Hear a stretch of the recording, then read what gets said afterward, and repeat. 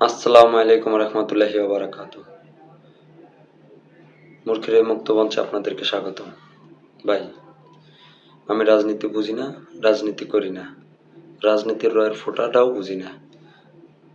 কিন্তু যেহেতু আমরা বাংলাদেশের নাগরিক, আর বাংলাদেশ আগে তো বাংলাদেশ ছিল না। বাংলাদেশ নামকরণের পিছনে অনেক ইতিহাস আছে। বাংলাদেশ স্বাধীনতার পিছনে অনেক গল্প, অনেক ইতিহাস। 1952, 1947, 1952, 1969, 1970, 1971। 71-তে আমাদের সীমাবদ্ধ আমাদের স্বাধীনতা।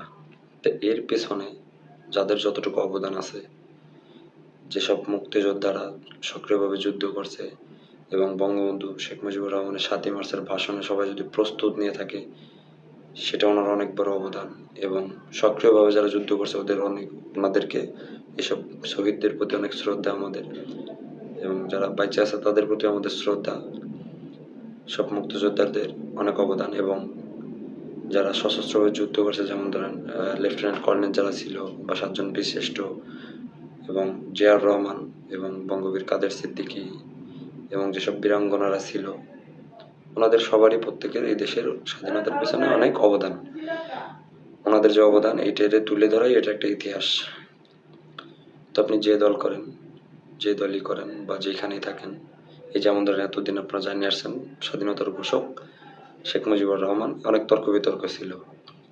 আবার একটা সময় আমরা জানছি যে জিয়াউর রহমান স্বাধীনতার ঘোষক দিছে শেখ মুজিবুরের পক্ষ থেকে। এখন বিষয়টা হচ্ছে, এখন আবার বর্তমানে আমরা জানতে পারতেছি, এখন নাকি অনেক বইতে ছাপা পড়তেছে স্বাধীনতার ঘোষক জিয়াউর রহমান। তবে আমার এটা নিয়ে কোনো আক্ষেপ নাই। আমার আক্ষেপ একটাই, এই দেশ 30 লক্ষ শহীদের, 30 লক্ষ মা বোনের রক্ত বা ইজ্জত, বা শহীদের যে যারা যুদ্ধে অংশগ্রহণ করছিল তাদের অবদানের দেশ। একটা ভাসানে, মায়ের ভাসানে যে যুদ্ধটা সংগঠিত হয়েছিল, তার পিছনে এদেশের বাংলাদেশের আপামর মানুষের বহুত অবদান। তৎকালীন আমলে দেশপ্রেমের আশায় যারা যুদ্ধে নামছিল তারাই বীর মুক্তিযোদ্ধা, এবং মুক্তিযুদ্ধে যে ডাক দিছিল সে একজন বীর মানুষ। তাকে আমরা জাতির জনক বলি, শেখ মুজিবুর রহমানকে। এবং স্বাধীনতার ঘোষক আমরা যেহেতু তৎকালীন আমলে ছিলাম না, যারা মুরব্বীরা ছিল তারা যদি সপক্ষে কোনো দল বিশেষ বাদ দিয়ে যদি বলে যে স্বাধীনতার ঘোষক জিয়াউর রহমান, তাহলে জিয়াউর রহমান।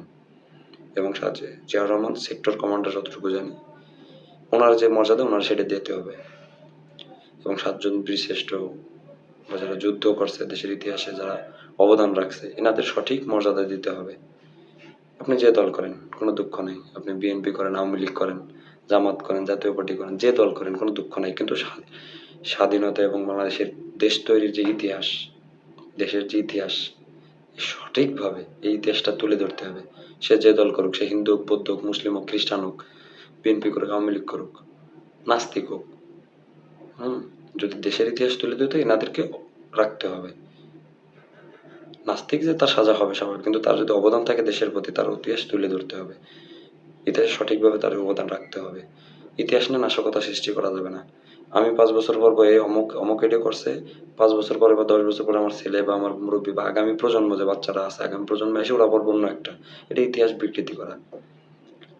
যারা এগুলা করতেছেন এরা বিকৃত মনোভাবের মানুষজন, এরা ভালো মানুষ না। নিজের আধিপত্য বিস্তারের জন্য ইতিহাসটা নষ্ট করা ঠিক না। কারণ আপনি 2 দিন থাকবেন, দেশ 2 দিন থাকবে না, দেশের প্রজন্মের পর প্রজন্ম আসবে। এদের জানা উচিত দেশ স্বাধীনতার পিছনে বা দেশের ইতিহাসে কার কতখানি অবদান আছে। আমরা সাধারণত 2টি দল নিয়ে, 2টি ব্যক্তি নিয়ে রেষারেষি করা ঠিক না। শেখ মুজিবুর রহমান, জিয়াউর রহমান, এনাদেরকে আমরা যে জিনিসটা তৈরি করি এটা ঠিক না। এটা আপনার দলীয় আক্ষেপ বা দলীয় আক্রোশ মেটায়, আধিপত্য বিস্তারের ক্ষোভ নিয়ে, এটা ঠিক না। যার যতটুকু অবদান ততটুকু প্রকাশ করতে হবে। এটুকু মূলত বলতে আসছিলাম। শুধু ওনাদের না, আমাদের ছোট ছোট যারা দেশে যেসব মুক্তিযোদ্ধারা ছিল, যেসব এলাকায় নিজেরা টিম গঠন করেছিল, এনাদের অবদান আছে। এনাদের স্মরণে বিভিন্ন এলাকায় নামকরণ করে এনাদের স্মরণে ওইভাবে স্মরণলিপি বানাই দিতে হবে। সবার জানা উচিত মুক্তিযুদ্ধে এরাও দেশপ্রেমে ঝাঁপাই পড়ছিল। শুধু 1-2 জনের জন্য মুক্তিযুদ্ধ সংগঠিত হয় না। মুক্তিযুদ্ধ একটা দেশের মুক্তিযুদ্ধ 1-2 জনতে সংগঠিত হয় না। দেশপ্রেমের ভাষায় যত মানুষ ঝাঁপাই পড়ছিল সবার অবদান তুলে ধরতে হবে, সঠিক ইতিহাস তুলে ধরতে হবে। তাহলেই দেশের স্বাধীনতার পূর্ণরূপ ফিরে পাবে। যা আসে, দেশের একটা ইতিহাস ছিল, মজবুত ইতিহাস। সারা বিশ্বের কাছে আমাদের দেশের ইতিহাস তুলে ধরতে হবে। সারা বিশ্বের কাছে এই দেশের মানুষজন গর্ব করে বলতে হবে যাদের পূর্বপুরুষরা নিজের মায়ের ভাষা, নিজের জাতিগত ভাষা নিয়ে যুদ্ধ করছিল। সঠিক ইতিহাস তুলে ধরে রেষারেষি বা আধিপত্য বিস্তারের ক্ষোভ না। ইনশাল্লাহ আগামীতে এরকম একটা জিনিস হবে আশাবাদী। যে সরকার আসুক, যে দল, যে ব্যক্তি করুক, তার প্রতি কৃতজ্ঞ থাকবো।